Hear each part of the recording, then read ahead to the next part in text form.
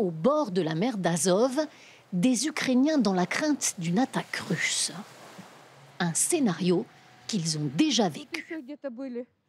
Cette femme se souvient très bien des roquettes lancées par les séparatistes pro-russes. C'était en 2015. Et si l'histoire se répétait?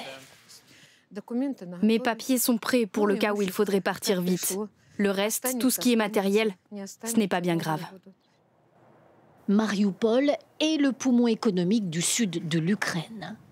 Mais ce port, ces usines, ces trains de marchandises fonctionnent au ralenti. Parce que la région est littéralement cernée, voire asphyxiée par Moscou. Au nord de Marioupol, la zone séparatiste pro-russe. À l'est, la Russie. Au sud, la Crimée, annexée par Vladimir Poutine. Le responsable du port dénonce ce qu'il appelle le harcèlement de Moscou. Dans la mer d'Azov, les gardes-côtes russes se comportent comme s'ils étaient chez eux. Ils arrêtent nos bateaux sous n'importe quel prétexte. Ils les stoppent pendant des jours pour des enquêtes. Le seul but est d'empêcher nos bateaux d'entrer et de sortir.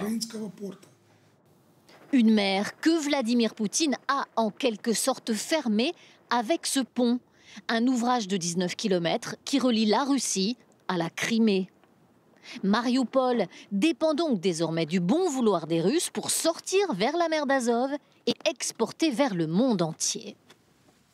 À la sortie des entreprises, les ouvriers se lamentent, eux aussi, car cet enclavement perturbe beaucoup l'approvisionnement en matières premières.